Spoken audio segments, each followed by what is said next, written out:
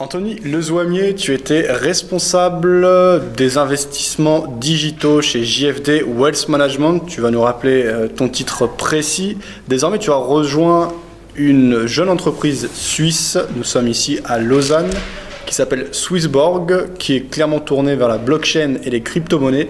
Est-ce que tu peux revenir déjà sur ton évolution ces derniers mois, dernières années? Oui, très bien. Alors, merci Fabien de nous accorder la chance de faire une interview pour Vidéo Bourse. Alors effectivement, donc comme tu le rappelais, chez JFD, donc on avait un projet qu'on pilotait, donc qui a commencé alors j'étais pas encore chez JFD sur la partie Topspin, donc on va dire le flagship fund de chez JFD qui a plutôt bien marché. Et ensuite, l'idée qui avait été amenée donc par Cyril et Lars, c'était d'extendre en fait cette division Wealth Management qui était un peu innovante en fait dans le modèle JFD Broker pour passer sur d'autres produits, sur une offre totalement digitale de banque privée, enfin du calibre de banque privée, mais pour du Wealth Management. Et donc à ce titre-là, c'est là que j'ai rejoint donc l'équipe JFD. Donc on a monté le pôle France à Sophia Antipolis pour développer cette activité-là. Alors pour revenir sur comment je suis passé donc de JFD à Swissborg, si on se rappelle bien, chez JFD, ce qui s'est passé, c'est que l'équipe France ensuite est devenue indépendante. Donc ça s'est matérialisé, si je me souviens bien, à la fin de l'été 2016. D'accord. Voilà. Donc on a formé une équipe plus, on va dire, plus mobile, avec moins de personnes, avec Cyril, donc Cyril Tabé, qui est devenu par la même occasion donc le CEO de l'équipe France. Voilà, je pense qu'à ce moment-là, c'est vrai que quand on est redevenu indépendant et qu'on est devenu plus mobile, du coup on s'est relancé dans des nouveaux projets et on avait tous l'idée de faire quelque chose aussi peut-être potentiellement différent, dans le sens où on avait tous une idée de l'industrie, on voulait aller dans des directions potentiellement différentes. Moi j'ai toujours travaillé dans l'industrie de la gestion d'actifs. Donc j'ai toujours ambitionné en fait de persévérer dans cette voie tout en apportant du digital, puisque je crois que vraiment l'avenir est ici. Et donc du coup on a continué l'aventure jusqu'à la fin, on va dire, de l'année 2016. Et à la suite de quoi finalement on a stoppé les activités au niveau de JFD France, enfin de cette équipe en France, et donc on est reparti on va dire dans des directions différentes au niveau de l'équipe. Et moi pour ma part, donc j'ai choisi de continuer dans la voie du digital et du conseil et de tout ce qui est investissement, wealth management, banque privée, tout ce qui concerne les investissements digitaux. Et c'est vrai que, bon, notamment quand j'étais chez JFD, j'ai participé à pas mal de conférences. Oui, ça fait. Alors aussi bien en tant que speaker que aussi en tant que simplement visiteur en fait. Et pour vraiment comprendre qu'est-ce qui se passait, puisque c'est vrai que l'univers bancaire, ça reste un univers qui est très peu digitalisé. Il y a de la digitalisation, mais on va dire que le degré d'innovation et de digitalisation reste faible comparé à d'autres industries qui ont totalement été disruptées par la digitalisation. Et donc du coup, il y a beaucoup de conférences qui sont organisées aussi par des leaders de l'industrie, à la fois pour comprendre ce qui se passe au niveau de l'écosystème, mais aussi pour apporter leur analyse. Et donc à ce titre-là, c'est vrai que j'ai souvent entendu, en fait, à partir de 2015, j'ai commencé à entendre vraiment parler de la blockchain, et notamment du Bitcoin dans un premier temps, mais aussi la technologie qui est derrière le Bitcoin, donc qui s'appelle la blockchain et qui a ce potentiel de disruption fort du système bancaire. Voilà, pour faire l'histoire plus courte. Donc à partir de l'année 2007, donc du début de l'année 2007, je me suis dit, voilà, la blockchain, il y a un fort potentiel qui est potentiellement inexploité encore jusqu'à présent, parce qu'il y a une mauvaise perception en fait de cette technologie-là, parce qu'on parle souvent du Bitcoin et on sait encore que ça génère pas mal de confusion, mais malgré tout, le potentiel technologique de la blockchain est absolument fabuleux. Et donc j'ai décidé donc de me lancer dans l'aventure Wealth Management qui combine donc l'aspect gestion d'actifs digitalisés et la blockchain, puisque à mon sens on va dans cette direction-là. On a enfin une technologie qui va potentiellement vraiment mettre à mal, on va dire, la monarchie des banques, ou enfin du moins le système actuel des banques, où on a des gros acteurs qui restent en place et qui potentiellement ne voient pas réellement de concurrents ou ne voient ne voyais pas réellement, par exemple, Kodak qui a été totalement disrupté par la photo numérique, ouais, par à la photo l'époque, numérique, alors que voilà. c'était des archi-leaders depuis très longtemps et en quelques années, ils se sont fait complètement dépasser. Tout à fait, voilà. Donc, ils étaient massifs sur la photo analogique. Ouais. Et pourtant, ils ont vu, ils ont des ingénieurs à l'intérieur de la société qui parlaient déjà de la photo numérique et de potentiels risques que ça pouvait représenter de ne pas aller dans cette direction. Et pourtant, Kodak, aujourd'hui, c'est une société dont on n'entend jamais parler, puisque... Voilà. Même exemple avec Nokia. Enfin, on a des exemples comme ça dans l'histoire, dans d'autres industries, quand on regarde autour. Dans l'univers bancaire, c'est pas encore le cas. Mais je pense qu'aujourd'hui, potentiellement, la blockchain amène ce type de disruption. On verra, l'avenir nous le dira. Et c'est une des raisons pour laquelle je me suis engagé dans cette voie. Et donc, j'ai rejoint une société qui s'appelle Swissborg, qui est présente en Suisse, qui a été créé à la base par quelqu'un que je connais très bien depuis une dizaine d'années, que j'ai rencontré dans le milieu professionnel quand j'étais quantitative analyst à Paris, chez Robeco. On a toujours gardé contact, on se croisait souvent dans les forums. C'est quelqu'un qui a travaillé 7 ans dans l'hedge fund, qui a travaillé pour la partie business development. Donc, il a travaillé pour un des fonds qui est probablement le meilleur CTO au monde, qui s'appelle Fort Investment. Il a levé à peu près 700 millions avec eux. Donc, c'est un bon commercial, mais aussi il y avait une très bonne stratégie derrière. Et depuis 2 ans, il avait monté Swissborg dans l'objectif de faire du robo-advisory, mais en ce qu'on appelle en B2B, c'est-à-dire directement chez des banques privées. Et c'est vrai qu'au même titre que nous, chez JFD, quand on a lancé ce projet de développer le robo-advisor directement pour les clients, puisque c'est une approche B2C, JFD, on s'est heurté à un certain nombre de limitations technologiques, notamment. Et lui, au même titre, observait le même genre de limitations. Et donc, quand on a revu son business model ensemble, je lui ai apporté plus d'insight sur la blockchain, on va dire, même si c'est une technologie, malgré tout, je découvrais encore, d'une certaine façon, parce que pour ceux qui s'y intéressent, ils vont comprendre directement que ce n'est pas une technologie pour l'instant qui est facile d'accès. Il faut s'y pencher pendant beaucoup d'heures, il faut rencontrer des gens, et petit à petit, on comprend comment ça s'opère. Et on s'est dit, voilà, si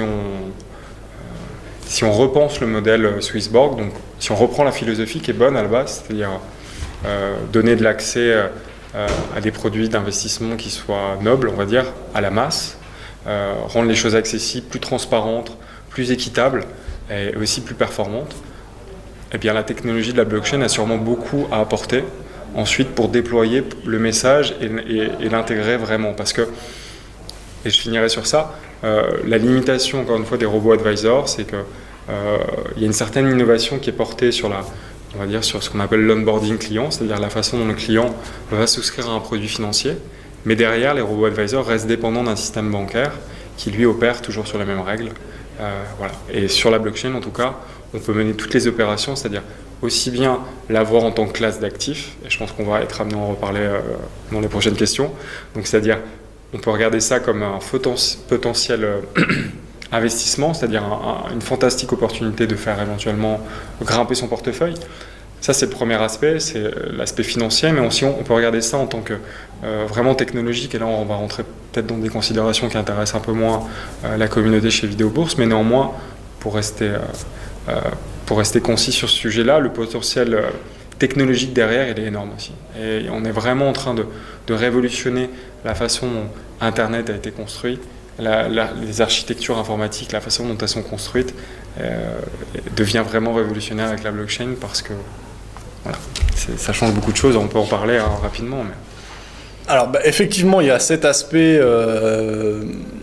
disruptif qui peut chambouler beaucoup de choses dans le secteur de la finance et même au-delà de ça par rapport à la blockchain.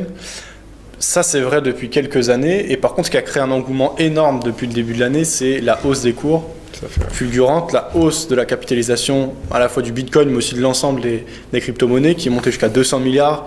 Là, peut-être qu'on est redescendu à 150, je ne sais pas exactement à combien on est aujourd'hui.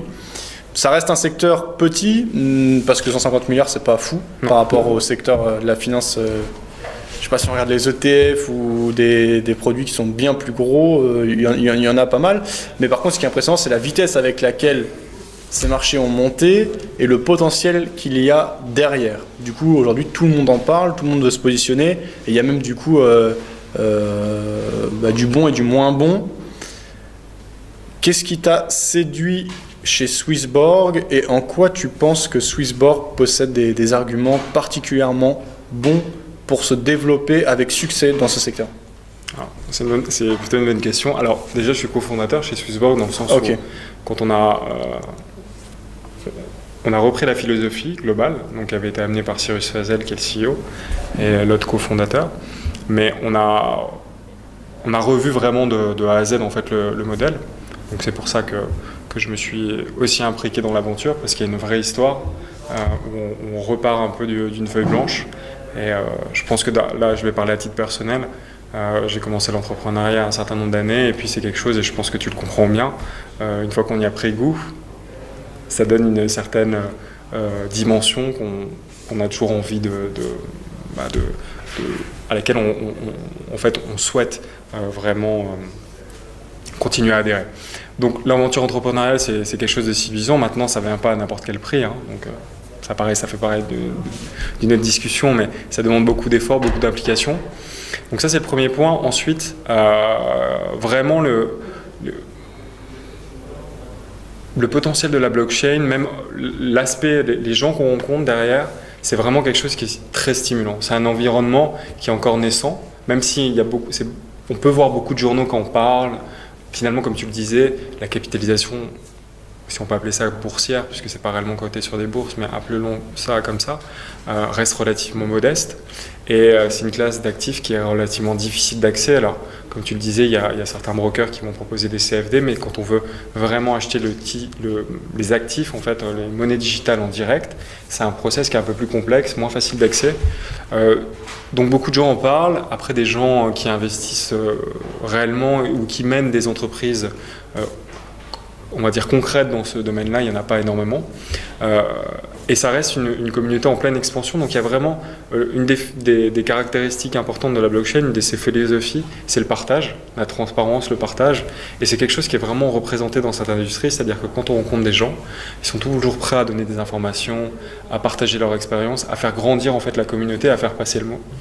Et nous, on s'est très vite habitué à ça d'ailleurs, puisqu'on organise 3 meet-up, un à Lausanne, un à Genève, un à Monaco. Potentiellement, on en organisera dans d'autres villes. Mais c'est aussi, on fait ça, bien entendu, pas que pour parler de Swissborg, mais vraiment pour passer le message, pour montrer aux gens à quel point cette technologie est noble et qu'est-ce qu'elle peut apporter au monde de façon générale. Donc ça, je dirais, c'est une des premières choses qui m'a vraiment séduit. Après, pour revenir sur Swissborg, donc, pour parler de ce qu'on fait ici, nous, on essaie de redéfinir à 100%, donc avec une architecture blockchain, qu'est-ce que sera la banque privée de demain. Donc notre but, c'est aujourd'hui des solutions d'investissement sur les cryptocurrencies qui soient plus accessibles à tout le monde. Mais ça, je pense que tu en as déjà parlé avec Cyrus ce matin. Alors oui, justement en fait Swissborg c'est quand même assez large comme projet. D'ailleurs dans le PDF de présentation on voit je crois 5 ou 6 actions proposées par Swissborg.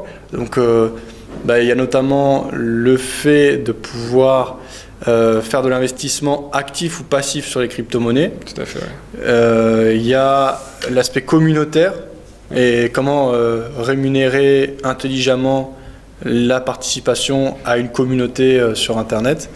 Qu'est-ce qu'il va y avoir d'autre ? Le but aussi, c'est évidemment de...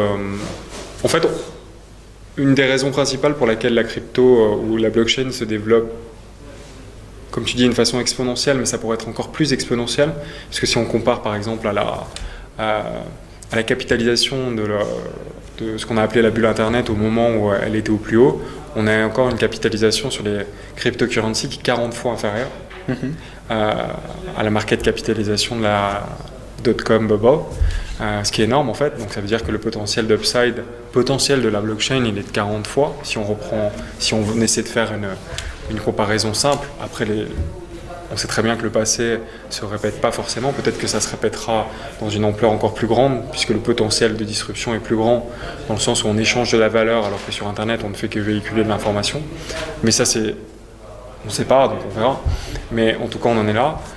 Ce qu'il faut savoir en plus, c'est qu'à l'époque de la bulle .com, les taux d'intérêt, on va dire sans risque, donc des États, étaient beaucoup plus élevés. En Allemagne, sur du 2 ans, on payait du 5,4%. alors qu'aujourd'hui on a du moins 0,7%. Donc il y a aussi cette composante où les portefeuilles d'investissement, et puis on a créé beaucoup de monnaie entre-temps, mais ça c'est l'effet pervers des banques centrales.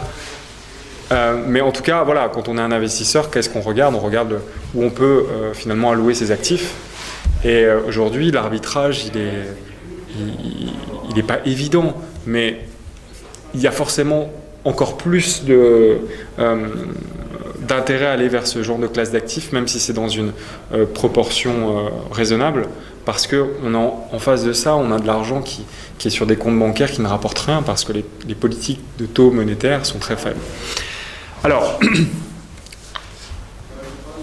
nous voilà, pour en revenir à Swissborg, une des principales missions qu'on a aussi, c'est qu'on sait que effectivement la croissance aujourd'hui est exponentielle et impressionnante, mais on pense que le plus gros est à venir.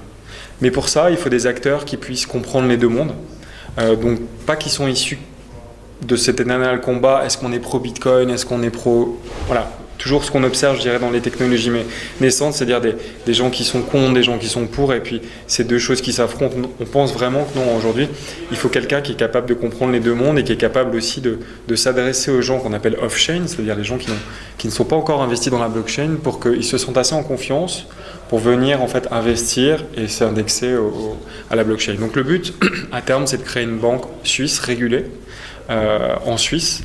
Et ensuite, potentiellement, dans d'autres pays, on est en train de discuter, puisque la Suisse n'a pas le passeport européen.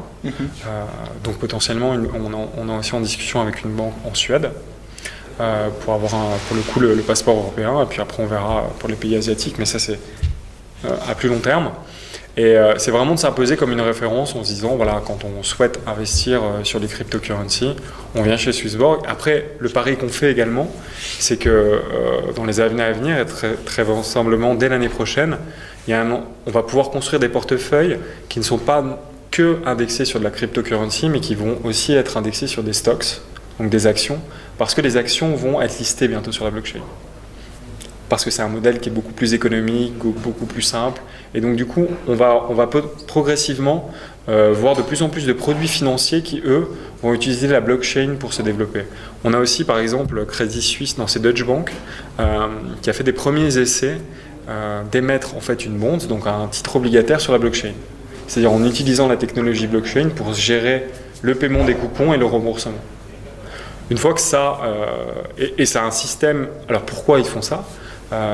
Eh bien ça économise des coûts opérationnels qui sont monstrueux, et donc ça leur permet de faire des produits d'investissement qui sont plus accessibles, donc on peut les distribuer potentiellement à beaucoup plus petite part, puisque ça coûte moins cher de les distribuer. Donc au lieu de faire un bonds avec un minimum d'investissement de 10 000 euros, on va peut-être pouvoir en faire à 10 euros.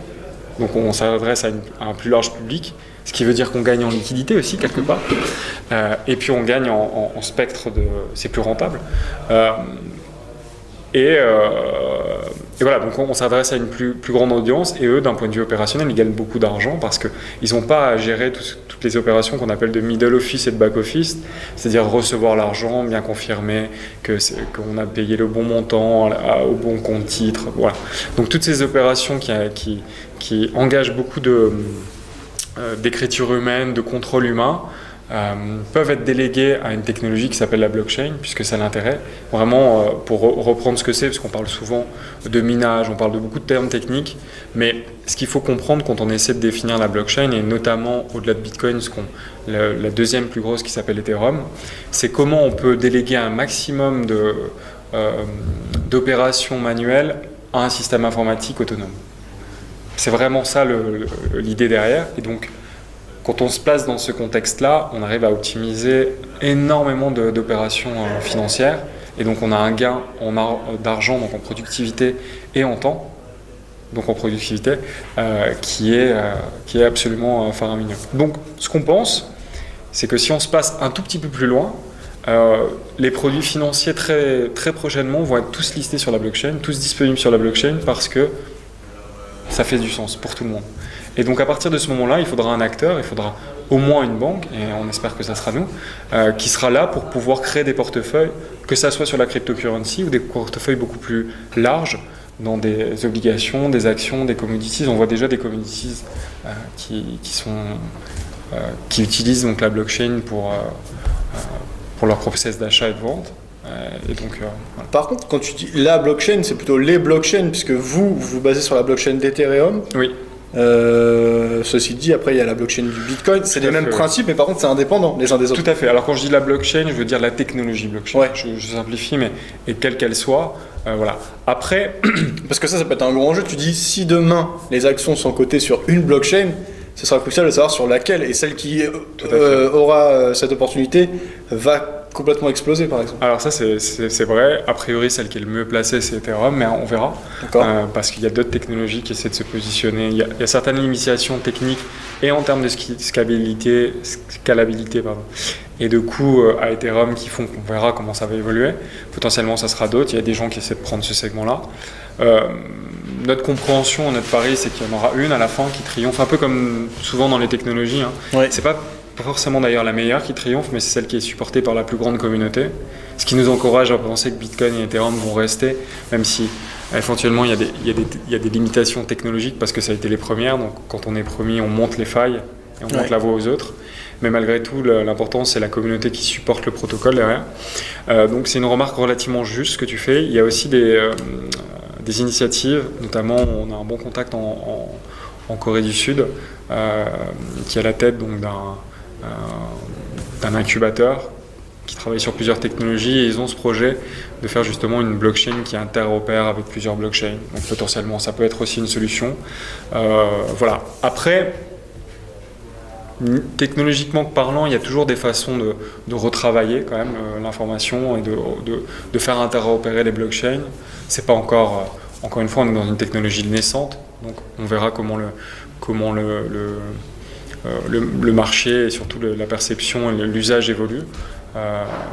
Mais l'important, c'est de retenir que les actifs, que ce soit sur une ou plusieurs, vont être listés avec cette technologie, vont être disponibles à partir de cette technologie. Et à ce moment-là, il faut au moins quelqu'un qui a le savoir-faire et qui est capable de développer cette technologie pour construire des portefeuilles à partir de ces éléments-là, parce que du moins c'est notre pari, et on est supporté par une communauté importante maintenant, que le marché va aller dans cette direction. Ok. À l'époque où tu travaillais chez JFD, tu animais des conférences, et notamment assez poussées, relatives au trading, à la gestion. Je me rappelle notamment d'une conférence où tu avais fait toute une série d'études qui montraient l'impact d'une variation de spread sur le résultat final d'une stratégie. Donc tu as des connaissances assez poussées, une bonne compréhension de l'investissement. Est-ce que ça te sert aujourd'hui dans cette nouvelle activité? Est-ce que tu travailles sur des stratégies concrètes de trading et d'investissement sur les crypto-monnaies? Et si oui, qu'est-ce que tu en ressors, et quelle est d'après toi la meilleure approche à avoir quand on veut investir sur les crypto-monnaies, qui est à la fois un secteur porteur qui peut être plein de promesses en termes de performance? Personnellement, j'y crois sur les 2-3 prochaines années à venir, mais par contre qui est à coup sûr très risqué. Alors, effectivement, c'est encore une fois une bonne question. Alors, chez Swissborg, puisque c'est vrai qu'on n'en a pas parlé, on est une team, on est une dizaine de personnes, enfin on est 10 personnes en fait. Donc on a 2 personnes qui sont au marketing, 3 personnes à la technique, et après les 5 autres personnes sont des gens qui sont tous issus de l'univers bancaire. Donc on a 2 hedge fund managers avec nous. Il y a moi-même, Cyrus, donc, qui a fait du business development et qui a travaillé en banque privée depuis un petit moment, et Christophe, oui, à qui tu as parlé avant, et qui vient donc qui a toujours travaillé en banque privée en tant que financial advisor. Donc on a un pédigré quand même plus d'investisseurs que de on va dire de tech, même si la tech est vachement importante et représentée chez nous. On travaille notamment avec quelqu'un qui est vraiment la référence du développement blockchain en Suisse, qui est la Suisse, qui est vraiment le pays blockchain par définition. Donc c'est une composante importante, mais le travail qu'on effectue et la valeur ajoutée qu'on apporte, c'est aussi sur comment investir de façon profitable et avec un risque contrôlé sur les cryptocurrencies. Alors en l'occurrence, on a un fonds d'investissement dont on va, en même temps qu'on va faire notre ICO, donc sur le network, puisqu'on appelle ça comme ça, donc sur la société, Swissborg. On va parallèlement à ça distribuer un fonds d'investissement également, qui regroupe les stratégies qu'on a mis au point. Il y en a 6 au total. Alors, on fait aussi bien comme tu le disais, des investissements plus passifs. Donc on a construit des index d'investissement au même titre que la S&P 500. Donc là, on est plus dans dans la méthodologie ETF, donc il n'y a pas réellement de gestion active. Donc on a juste construit des algorithmes qui calculent les market capitalisation et qui ensuite traitent sur les marchés pour donner une indexation globale aux cryptocurrencies. Et ensuite, on a des stratégies beaucoup plus actives. Et là, effectivement, on est dans les mêmes critères, en fait, puisque c'est du trading. Ouais. Et un des principes du trading, c'est qu'on s'affranchit un peu, surtout quand nous, on a une grosse composante systématique, puisqu'on a 2 hedge fund managers qui viennent de ce monde-là. Donc, le hedge fund manager qui a toujours sa société de gestion, qui gère plusieurs millions, et lui, il est spécialisé dans la gestion des commodities. Il fait une stratégie qui s'appelle un calendar spread. Voilà. Bon, on pourrait y revenir plus en détail. Et l'autre, qui est aussi un gérant systématique, qui a travaillé pour un global macro assez connu pendant quelques années, qui a sa propre société de gestion aujourd'hui, qui fait du long short equity sur un univers world, US, américain et Japon, ex-China. Donc on a vraiment on va dire ce pédigré très technique, et quand on fait un investissement technique, quelque part on s'affranchit un peu de la nature du sous-jacent, on regarde un graphe en fait. Oui. Et ensuite on exploite les opportunités de ce graphique. Alors ça marche super bien, très honnêtement. Je pense qu'une des raisons principales, c'est que aujourd'hui ça reste un monde d'initiés, donc en fait on a plus ou moins la même typologie d'investisseurs. C'est-à-dire qu'on a les gens qui regardent les mêmes sources d'informations, qui ont une perception qui est assez commune. Ce qui est assez frappant, en fait, c'est que quand on regarde le Bitcoin, on voit que les supports techniques, il y en a eu un énorme à 3000, Ouais. à 5000, on est revenu à 3000. Donc vraiment l'analyse technique, telle qu'elle est décrite dans les bouquins, Ouais. quand on fait des tests, elle s'applique super bien. Alors après, j'ai des chiffres qu'on pourrait je pourrais t'envoyer ou on pourrait montrer, avec des stratégies vraiment simples de trend following. On arrive à des résultats, ce qu'on appelle du risk adjusted return, c'est-à-dire par rapport à investir seulement sur le Bitcoin de façon simple et attendre que ça monte. En suivant des stratégies relativement simples, on a des résultats qui sont super performants. Alors, ça risque d'être modifié parce que si on essaie de comprendre pourquoi sur les marchés traditionnels ça ne marche pas, c'est parce que mon analyse est la suivante, après on n'est jamais sûr. Mais quand on prend le marché du Forex par exemple, qui marche relativement bien quand on prend des échelles de temps assez longues, Ouais. marche plutôt bien, donc c'est pas forcément le meilleur des exemples, mais même le marché action, où en fait on a un peu plus de... en fait, peut-être potentiellement l'analyse technique marche un peu moins bien, c'est qu'effectivement déjà on a un flux de news qui est beaucoup plus dense, donc on a un calendrier économique qui rythme les marchés d'une certaine façon, ce qui n'est pas le cas par exemple de ce qui est Bitcoin, Ethereum, de ce qui est des cryptocurrencies. On n'a pas de calendrier fixe. Il y a certaines échéances qui sont attendues, mais ça c'est plutôt des mutations de protocole. Ouais. Et ça donne aussi lieu à d'autres stratégies, on pourra en parler. Donc ça c'est une première composante. Et ensuite il faut comprendre la diversité des intervenants. Sur un marché des actions, vous allez avoir des investisseurs retail, donc des investisseurs particuliers, des institutionnels, des caisses de pension, des hedge funds.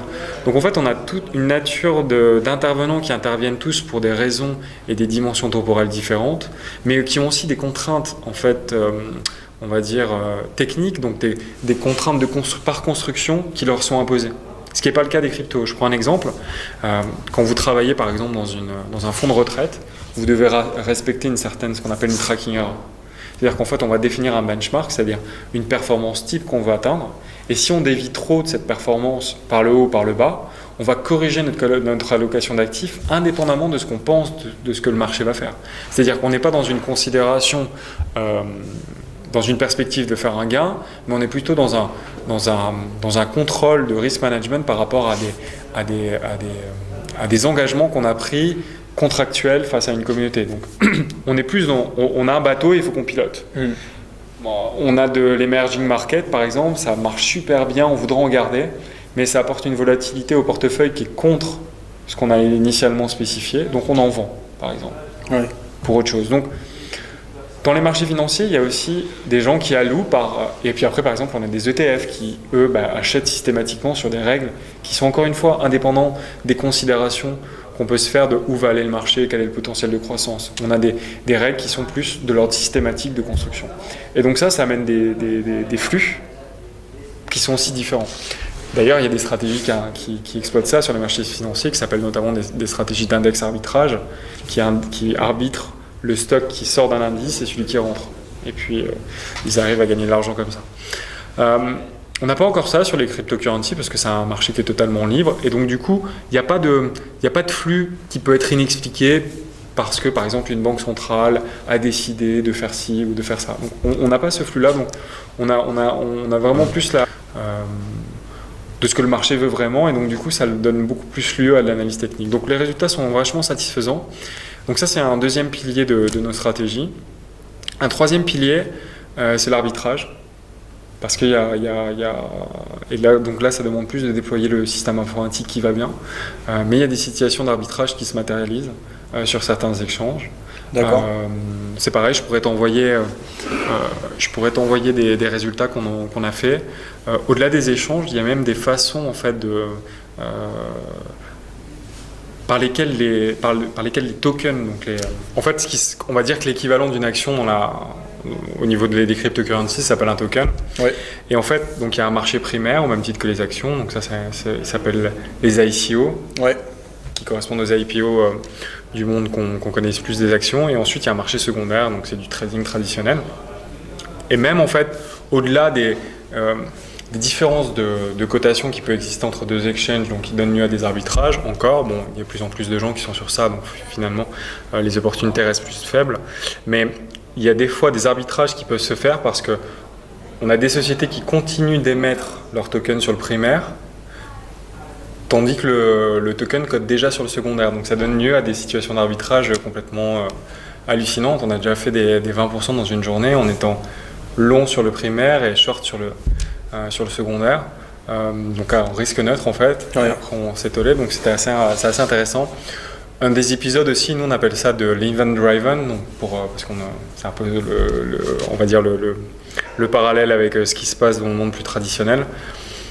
Dans un moment comme par exemple le Bitcoin Fork qu'il y a eu récemment, donc le Bitcoin a détaché une nouvelle valeur donc, qui s'appelle le Bitcoin Cash. Ouais. Si on fait le parallèle avec ce qui se passe dans le monde action, quand une action détache un dividende, on va dire que c'est l'exemple le plus naturel, le prix de l'action au moment où il détache le dividende descend. De l'équivalent du dividende. Oui, Exactement. mais c'est logique. Moi, j'ai pas du tout compris en fait justement ce mécanisme sur le Bitcoin et par rapport au Bitcoin Cash, puisque dans la même journée, le Bitcoin n'a pas perdu de valeur, au contraire, même il en a pris. Ouais. Et il y a eu une nouvelle monnaie qui, soi-disant, représente 6 ou 5 milliards au moment de sa création de capitalisation.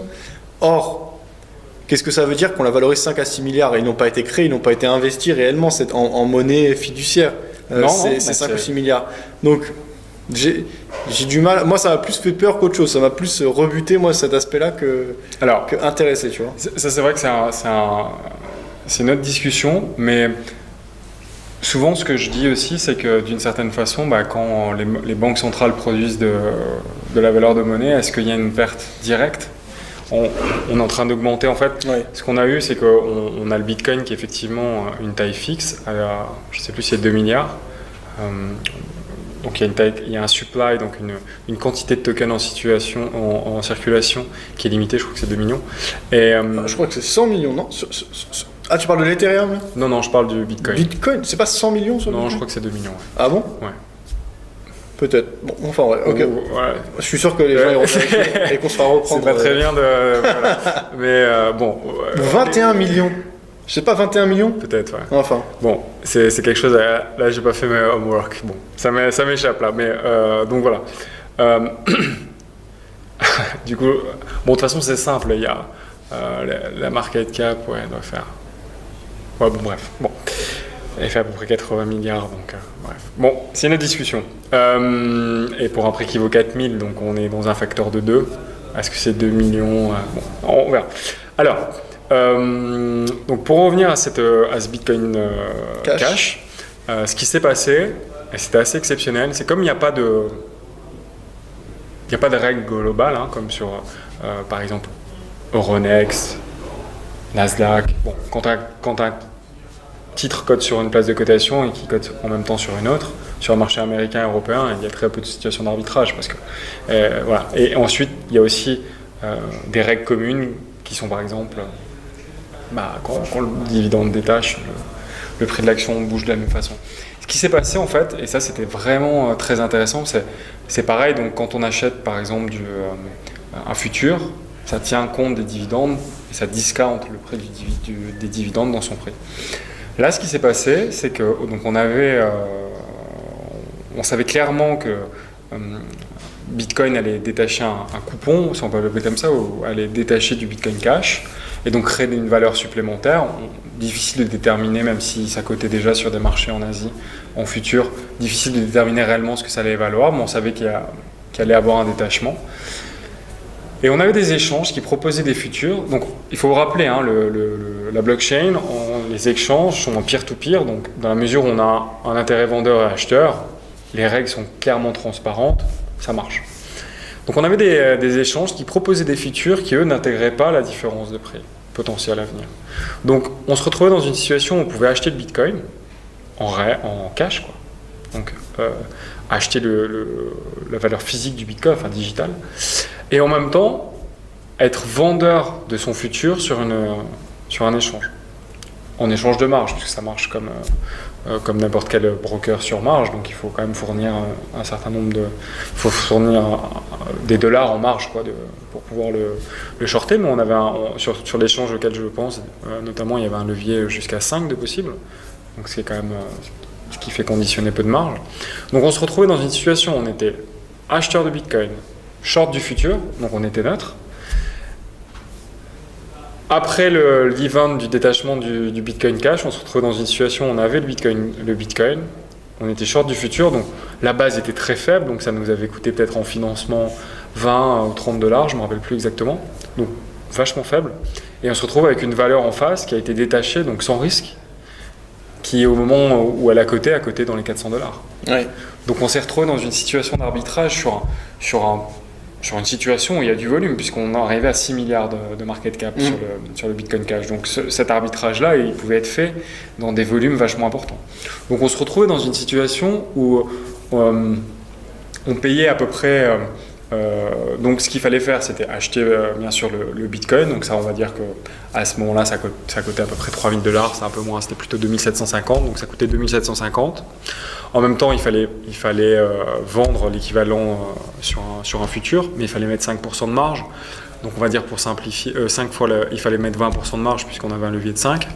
Donc il fallait conditionner, on va dire 600 dollars pour simplifier les choses. Donc on se retrouvait avec 3500 dollars d'investis pour rester large, puisqu'on veut mettre un peu de marge sur notre échange. On se retrouvait avec 3500 dollars d'investis, un coup donc 3500 dollars d'investis, et on recevait un coupon de 400 dollars sans risque, puisqu'on était long et short. Après, il y a le risque de contrepartie de l'échange. Ça, c'est toujours quelque chose à considérer. Mais on a fait ça avec des échanges qui sont relativement très sérieux. Donc on s'est retrouvé avec un coupon de 400 dollars pour une somme investie de 3500 moins la base, donc on s'est retrouvé avec à peu près 350 dollars de profit, donc à peu près 10%, sans prendre de risque, quoi. À part oublier le risque de contrepartie et ça en une journée. Moi, ce mécanisme, je le comprends mal, franchement, parce que est-ce que les gens ont pu échanger leur Bitcoin Cash en monnaie fiat sans problème? Là, ça se fait aujourd'hui. Nous, ce qu'on a fait, c'est qu'on n'a pas essayé de spéculer sur le Bitcoin Cash. On avait fait cet arbitrage-là pour le fond. Ouais. Et on est sorti directement à la valeur de marché quand il a coté. Et il n'y a pas eu de problème. On a récupéré tout l'argent pour une somme conséquente, quoi. Après, le gros de l'argent est à venir puisqu'on est en train de faire des levées de fonds, mais c'était une somme qui dépasse celle d'un portefeuille particulier plus, quoi. Mais ceci dit, quand il y a des valorisations, comme par exemple dire que le Bitcoin Cash vaut 6 milliards, on se base sur des échanges sur quelques Bitcoin Cash, mais si tout le monde se mettait à échanger, vu qu'il n'y a pas assez de liquidité, est-ce qu'on serait... Enfin, je veux dire, ça reste quand même des valorisations théoriques sur les Bitcoins, parce que vu qu'on est sur des marchés assez petits, et qu'il n'y a pas une énorme liquidité, même si ça grossit, qu'il y a beaucoup d'engouement et que ça ne fait que grossir. Maintenant, tous les courtiers CFD proposent des CFD indexés sur les crypto-monnaies, donc ça contribue à plus de liquidité. Et même au-delà de ça, moi qui connais bien les brokers, etc., je sais que en ce moment, la plupart de leurs ouvertures de compte, c'est des gens qui veulent faire des crypto-monnaies. Donc ça, c'est sûr qu'il y a un engouement. Mais je pense quand même qu'il faut mettre en relation la liquidité et la valorisation théorique. Est-ce que ça te semble un constat? Non, c'est une remarque qui est tout à fait pertinente. Je pense qu'effectivement, voilà, si on a une position, par exemple, avec un notionnel d'1 million et qui s'échange, puisqu'il y a des cryptocurrencies relativement naissantes où il va s'échanger 25 000 $ par jour, Ouais. même si peut-être potentiellement notre valorisation est d'1 million de dollars, c'est théorique, puisque c'est le dernier prix échangé, mais il est disponible en très faible quantité. Donc effectivement, la vraie valorisation, il faut plutôt prendre, là dans ce cas-là, il faudrait prendre un VWAP, donc un volume pondéré par un prix pondéré par les volumes de 30 jours, voilà, et ça donnerait peut-être plus une idée. Encore que, donc effectivement, c'est toujours à mettre en relation. Néanmoins, les volumes échangés maintenant par jour dans les places, dans les échanges qui sont référencés, puisqu'il y a pas mal de block trade aussi, ce qu'on appelle, donc c'est des choses qui se passent en dehors des radars, c'est quand même de l'ordre de 6 milliards.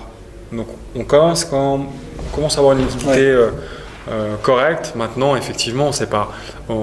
par exemple, fait assez marquant, il y a son nom m'échappe pour le moment, mais on a l'ancien CEO de Fortress, donc un des hedge funds les plus connus au monde, qui est en train de monter un fonds cryptocurrency dans lequel il cherche 500 millions, donc il met 150 millions de sa poche.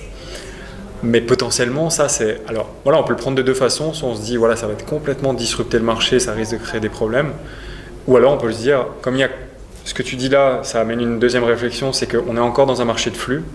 Et donc quand on peut attendre des grosses souscriptions comme ça, on peut s'attendre à ce que les prix augmentent. Fortement. Ouais. Et pour un investisseur particulier qui aura un portefeuille de 50 000 €, la liquidité elle est largement suffisante pour venir dans les cryptocurrencies, même s'il fait 5, 6, 7 fois son portefeuille, en quelques jours, sans disrupter le marché, il peut liquider même en quelques heures maintenant. S'il s'expose sur les plus grosses cryptocurrencies, il peut obtenir la liquidité inverse très facilement. Est-ce que vous fournissez ou est-ce que vous comptez fournir aussi un service d'analyse et d'expertise en tant que consultant chez Swissborg? Puisque justement, toi, comme tu disais tout à l'heure, une des clés, c'est aussi de relier plusieurs domaines. Il y a des gens, c'est vraiment, ils sont que là pour le côté technologique, ils sont à fond là-dedans. Il y a d'autres personnes, ça va être que des spéculateurs. Et nous, typiquement, Vidéo Bourse, c'est une chaîne dédiée à l'investissement financier, donc c'est plus ce côté-là à la base qui intéresse a priori l'audience. Mais forcément, on est obligé de s'intéresser à l'un et à l'autre si on va avoir la vue globale. Est-ce que vous fournissez justement des services d'analyse? Alors, à proprement dit, des services, non. En revanche, on utilise par exemple un social media qui s'appelle Medium, Oui. qui est un blog en fait, mais plus généralisé, sur lequel le portfolio manager et moi-même et d'autres personnes produisent des analyses de marché. Donc il y a un côté quant, donc systématique, dans lequel on fait une analyse de comment on construit une stratégie de A à Z, comment on analyse les marchés. Et après, il y a des analyses plus qui vont correspondre à des analyses techniques ou des choses qui donnent directement en fait, une information sur quoi investir. Donc il y a une partie plus globale, comment on peut approcher les cryptocurrencies, comment on peut en connaître plus, quels sont on va dire, les a priori qu'on a et quel est vraiment ce qui se passe. Donc ça, c'est la partie quantitative. Donc comment on analyse la donnée pour avoir une picture, enfin une image beaucoup plus claire de ce qui se passe. Et ensuite, effectivement, il y a plus des introsections d'analyse technique ou ce genre de choses. On fait aussi pas mal de chapitres sur ce qu'on appelle les ICO. Oui. Là, c'est plus des présentations, encore une fois, qui sont gratuites. Alors, il faut venir en Suisse ou à Monaco, puisque pour l'instant, les chapitres sont en Suisse et à Monaco. Donc, on fait ça plutôt sur une base éducative, où on amène les gens à s'intéresser à la crypto, on leur donne leurs premières armes, parce qu'encore une fois, c'est pas si facile que ça de s'y intéresser, de comprendre les mécanismes sous-jacents. Après, la volonté de proposer un service à proprement dit dédié à ça, non, parce que la traduction directe de ce travail-là, c'est des produits d'investissement concrets qui donc sont directement... On analyse les marchés et la façon dont on le délivre, c'est en proposant aux gens des produits d'investissement. Donc en l'occurrence, aujourd'hui, donc on a cette stratégie qui rassemble 6 de nos meilleures stratégies, qui est plus une stratégie alternative, qui est notre premier fonds qui s'appelle le Cryptalian Fund. Donc c'est un fonds, en fait on va collecter pendant 1 mois l'argent durant une ICO. Et une fois qu'on aura collecté l'argent, on va fonctionner sur un principe qui s'appelle un close-end fund, donc il sera fermé à une nouvelle souscription. En revanche, les gens pourront continuer de l'échanger sur des places de cotation secondaire. C'est tout l'avantage de la blockchain, c'est-à-dire qu'on possède des actifs qui sont potentiellement illiquides dans le monde réel, mais qui deviennent liquides grâce au principe d'échange de la blockchain, puisque tout est digitalisé, donc on a ces principes parce que tout est question de livre comptable, donc on a ce livre comptable en ligne qui permet de faire des écritures et donc d'échanger des titres de propriété d'une façon complètement disruptive. Donc ça, ce sera le premier produit qu'on propose. Donc la période d'ICO va s'effectuer de novembre à décembre, c'est notre période de collecte de fonds. Et ensuite, on ferme la souscription parce que, on va dire, c'est pour offrir aux gens qui nous supportent depuis le départ un produit un peu sur mesure, nous aussi on travaille depuis très longtemps, qu'on travaille depuis un certain nombre de mois, mais en capitalisant quand même sur l'expérience que nous, on a tous acquis en fait dans la gestion au fur et à mesure des années, puisque les principes restent quand même les mêmes, même si c'est une autre classe d'actifs. Et ensuite, on va proposer 3 autres produits qui sont eux ouverts à la souscription et à la rédemption, c'est-à-dire qu'on peut rentrer et sortir quand on le désire. Soit encore une fois sur un marché primaire ou un marché secondaire, c'est-à-dire que Swissborg fournit la liquidité, mais rien ne vous empêche d'aller l'échanger directement avec quelqu'un d'autre. Et là, on va fournir donc ce qu'on appelle les large cap. Donc, on va fournir avec un seul token, vous allez acheter quelque part, au même titre qu'avec un ETF. Avec un seul ETF, vous achetez potentiellement 500 actions. Si vous achetez du S&P 500, un ETF sur le S&P 500, 20 coins, donc un top 20 des tokens les plus capitalisés, qui sera donc accessible à tout le monde, très peu de frais de gestion, vraiment le même principe qu'un ETF. Est-ce qu'il y aura des minimums pour souscrire? Pas de minimum, voilà. Sur n'importe quel de vos projets que tu viens de citer, là, quelqu'un qui a même 1 euro, il peut mettre 1 euro. Ouais, on est encore une fois, la blockchain a cette valeur démocratique, donc on se rebase sur des valeurs démocratiques. Pour l'investissement dans la société en elle-même, il est possible qu'il y ait un minimum qui soit autour des 100-500 euros, parce qu'après, comme on est encore dans un monde qui en passe d'être régulé, mais auquel les législateurs s'intéressent, nous on veut quand même appliquer des principes qu'on appelle d'AML, donc de lutte contre l'anti-blanchiment d'argent, le terrorisme. Et donc ça a un certain coût. En dehors parce qu'il n'y a pas d'identité digitale à proprement dit aujourd'hui, donc on doit quand même opérer avec des papiers d'identité.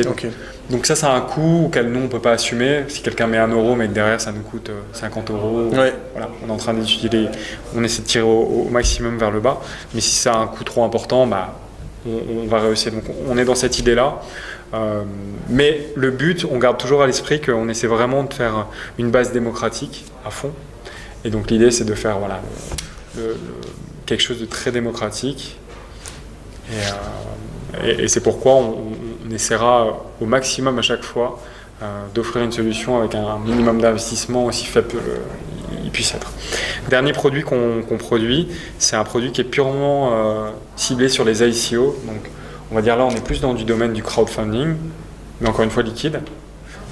Donc on va investir sur des sociétés auxquelles on rencontre soit par le biais de conférences, ou parce que maintenant on commence à appartenir à l'écosystème blockchain, donc on a une bonne connaissance de l'écosystème. On sait aussi quels sont les différentes challenges que la technologie blockchain rencontre à chaque étape, et quelles sont les sociétés qui font du sens.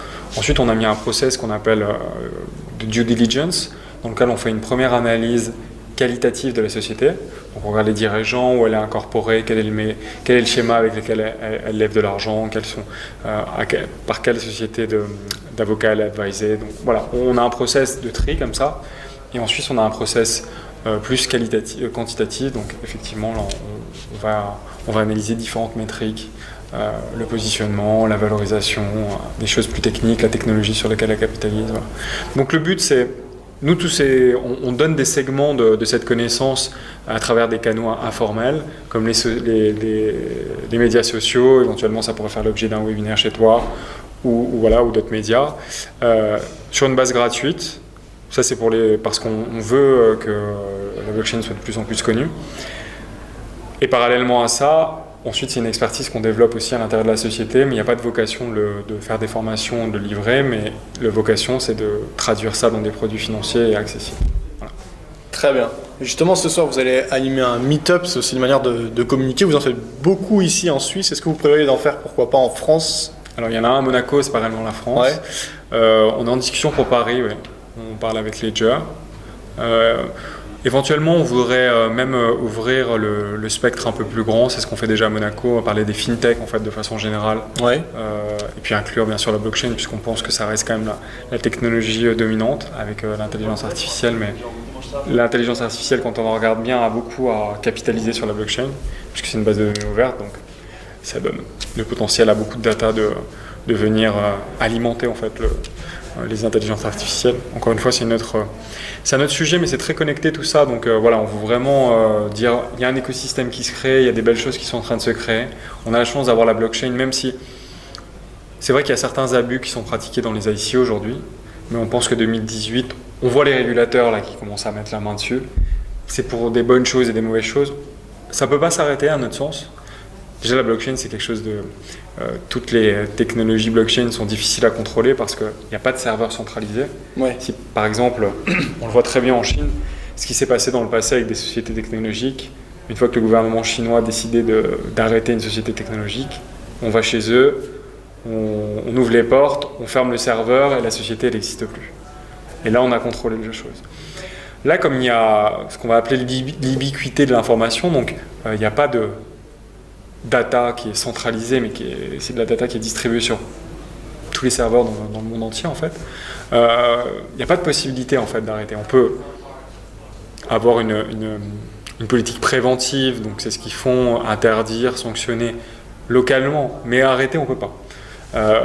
Il faudrait qu'il y ait une volonté coordonnée de tous les États d'arrêter en même temps la blockchain pour pouvoir vraiment mettre de main dessus. Or, c'est le cas en Suisse. C'est le cas en Hollande. En Hollande, ils sont très actifs aussi. Ouais. C'est le cas aussi dans d'autres pays un peu moins développés, comme le Honduras, l'Estonie, qui a maintenant une carte d'identité digitale, qui prévoit sûrement de ce sera un des premiers pays à émettre sa monnaie, la Suède. Donc on a des pays, des nations qui sont très pro-blockchain. Donc il n'y aura jamais... c'est difficile d'envisager qu'il y ait une volonté politique forte, coordonnée d'arrêter la blockchain. Et ça devient d'autant plus difficile, par exemple, pour un dirigeant politique de prendre un positionnement fort sur la blockchain. Je vais prendre l'exemple de l'Europe, et de la France, par exemple, parce qu'on a plutôt tendance à aller dans le côté de brider un peu les initiatives pour après, des fois, les remettre au goût du jour. Mais si la France, par exemple, disait on arrête, on interdit le Bitcoin, on interdit l'Ethereum, elle ne va pas du tout dans cette direction, mais en étant que ce soit le cas, on pourrait très bien imaginer que par exemple le Portugal dise ah ben nous on est pro-blockchain, donc venez chez nous. Et on sait très bien que pour un politique, un des problèmes majeurs aujourd'hui c'est d'attirer de la croissance. Donc c'est quelque part refuser des nouvelles technologies qui ont une croissance qui est pour le coup exponentielle quand on compare au produit intérieur brut, de venir s'installer et on perd encore un train d'avance, quoi.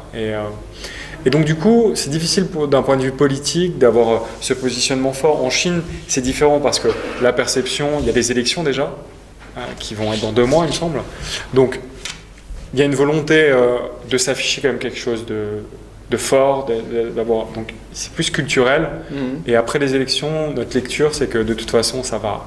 On l'a déjà vu, ils ont déjà interdit le Bitcoin, après ils ont redit ok, bon. Donc il y a beaucoup d'allers-retours, mais c'est parce que c'est culturel et parce qu'il y a aussi un calendrier politique qui fait que certainement il y a cette volonté de montrer qu'on est l'autorité en place et qu'on peut contrôler les choses. Mais il n'y a pas beaucoup de nations qui voient dans leur intérêt à arrêter les choses. Il faut réguler et il faut apporter plus d'ordre, parce que de toute façon, la façon dont c'est fait aujourd'hui, il est clair que ça ne peut pas continuer dans ce sens-là, mais il y a des très bonnes choses qui sont faites, et il faut collaborer. Et nous, par exemple, c'est ce qu'on fait, donc on travaille avec des avocats, et on collabore avec les autorités pour aller dans le bon sens, et parce qu'on pense qu'il y a beaucoup de choses à gagner. Et encore une fois, le fait d'avoir une liquidité instantanée, c'est quelque chose de fabuleux quand on fait des investissements qui sont potentiellement pas liquides à la base.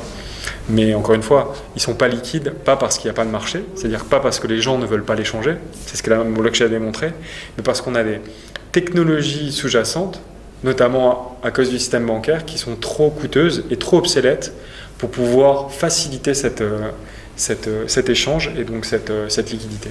Or, quand on a une technologie qui s'y prête, on se rend compte qu'il y a un marché. Donc les gens sont capables d'échanger des sociétés qui ne génèrent pas encore de revenus et de décontribuer, ensuite d'échanger leurs valeurs. Et voilà.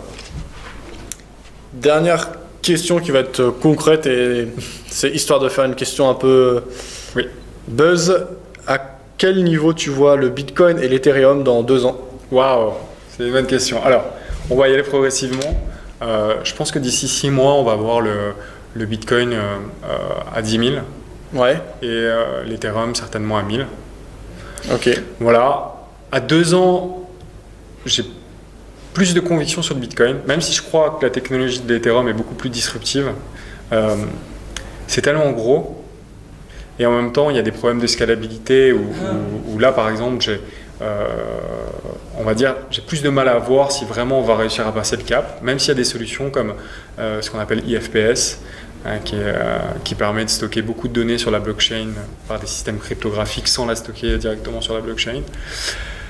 Potentiellement, Ethereum est tellement disruptif que les États pourraient s'y intéresser et faire eux-mêmes, proposer eux-mêmes une alternative, donc plus difficile à savoir, ou potentiellement reprendre, je ne sais pas, c'est plus difficile. Donc on va dire que sur Ethereum, si vraiment, en disant qu'Ethereum est toujours en place, ouais, je pense que potentiellement la market cap d'aujourd'hui va faire x100.